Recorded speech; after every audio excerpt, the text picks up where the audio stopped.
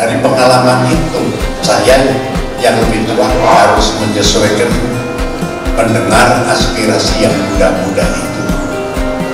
Kalau itu terjadi pada waktu itu, sebetulnya reformasi itu tidak perlu ada. Peristiwa reformasi hanya karena masalah gap pola pikir yang tua sama yang muda, tapi tidak pernah dikomunikasikan dengan baik.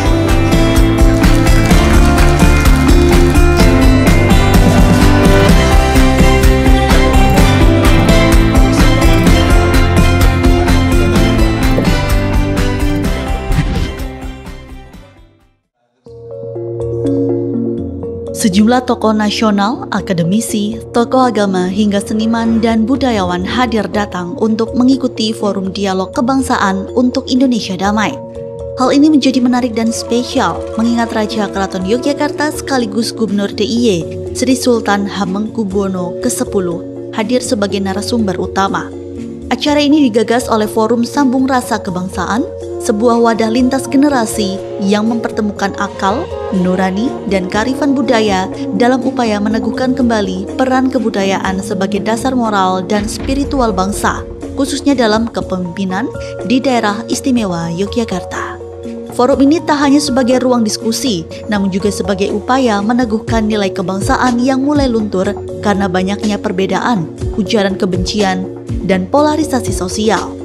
Krisis bangsa saat ini tidak hanya menyangkut politik dan ekonomi, tapi juga krisis nilai, etika, dan rasa kebersamaan. Dialog kebangsaan untuk Indonesia Damai yang digelar oleh Sri Sultan Hamengkubuwono ke-10 di Sasono Inggil, Keraton Yogyakarta itu memiliki 3 nilai penting. Yang pertama, keberadaan Sri Sultan sebagai gubernur tapi juga Raja Yogyakarta. Beliau adalah sosok negarawan yang hari ini suaranya, pandangannya, sikap-sikapnya itu sangat dijadikan sebagai referensi nasional. Yang kedua, esensi dari dialog sendiri itu adalah menghubungkan kegelisahan, harapan, bahkan mungkin juga rasa marah, termasuk juga impian-impian yang belum terwujud selama ini antara rakyat kepada pemimpin. Nah, itu esensi dari dialog itu sendiri. Dan yang ketiga saya kira adalah kehadiran tokoh-tokoh masyarakat di acara itu, mulai dari tokoh kepolisian, tokoh TNI, tokoh pemerintah daerah, tokoh masyarakat, tokoh agama, ya, dari organisasi kemasyarakatan. Saya kira itu menjadi penanda penting bahwa semangat gotong royong, golong gilik, persatuan nasional itu masih sangat terjaga di Yogyakarta, dan hubungan antara pemimpin dengan rakyat itu juga terjalin dengan baik. Momen ini juga sebagai ajang sambung rasa para tokoh nasional untuk bertanya tentang apa saja kepada Sri Sultan. Dalam kesempatan yang sama, nama Mahfud MD, Basuki Hadi Mulyono, hingga mantan Kapolda Jenderal Purnawirawan Ahmad Doviri mengungkapkan testimoninya tentang sosok Sri Sultan, mulai dari kebijakan dalam menyikapi pembangunan tol hingga menyangkut urusan keistimewaan Yogyakarta. Tentang leadership tadi, manunggaling kawula lan Gusti, itu artinya pemimpin harus tahu, harus sayang pada rakyatnya. Pemimpin harus tidak tahan melihat penderitaan rakyatnya. Inilah ngarso dalam. Contohnya, pada saat kami menentukan rute jalan tol Jogja, Solo Jogja, Bawen Jogja, itu nggak mudah. Karena saya harus mentaklukkan ngarso dalam. Beliau sangat menentukan, beliau sangat memperhatikan nasib rakyatnya yang dilewati oleh jalan tol tersebut. Dan yang lebih penting lagi, saya kaget ketika tahun 2017, kita ingat tahun 2023, filosofi Sumbu Yogyakarta itu diakui oleh PBB menjadi warisan budaya dunia. Apa yang kami selami di situ, yaitu terkait dengan sumbu filosofi Jogja, yaitu dari mulai Krapyak, Panggung Krapyak, kemudian Keraton sampai Tugu Bolong Giling, itu semua menunjukkan dimensi spiritual dan dimensi sosial. Hampir semua tokoh yang hadir sepakat, Sri Sultan Hamengkubuwono ke-10 dinilai sebagai seorang negarawan dan tokoh bangsa yang memiliki visi kebangsaan kuat serta komitmen tinggi terhadap keutuhan negara kesatuan Republik Indonesia. Sebagai gubernur sekaligus Raja Keraton Yogyakarta, Sri Sultan Hamengkubuwono ke-10 berhasil memadukan nilai-nilai tradisi dan modernitas dalam kepemimpinan yang berorientasi pada kesejahteraan rakyat. Sikap kenegarawan Sultan tercermin dari perannya dalam menjaga harmoni sosial, menegakkan nilai-nilai demokrasi, serta konsistensinya dalam memperjuangkan otonomi daerah berbasis budaya. Beliau pemimpin politik, yes, karena memang beliau adalah gubernur.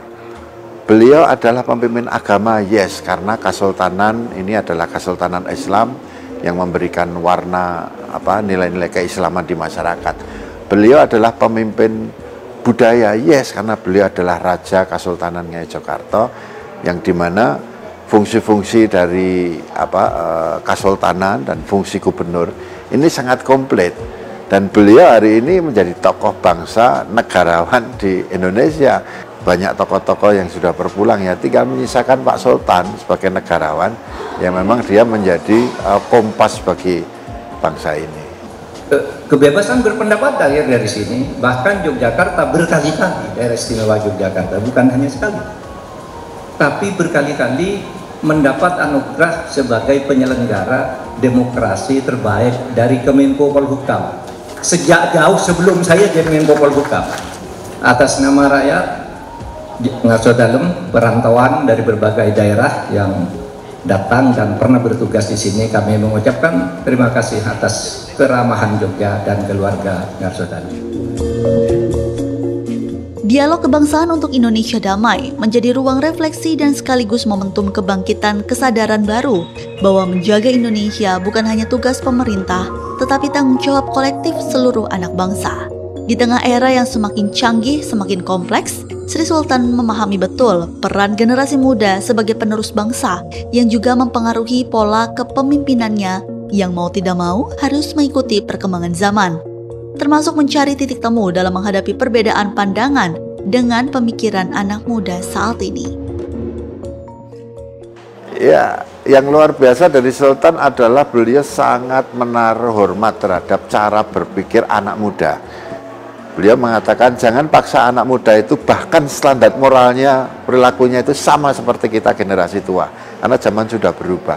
Mereka punya alam pikir sendiri, punya mimpi sendiri, punya kegelisahan sendiri.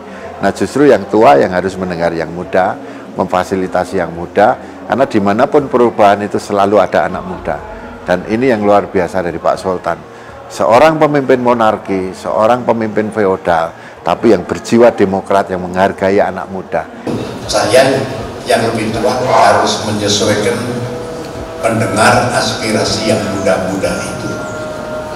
Kalau itu terjadi pada waktu itu, sebetulnya reformasi tidak perlu ada.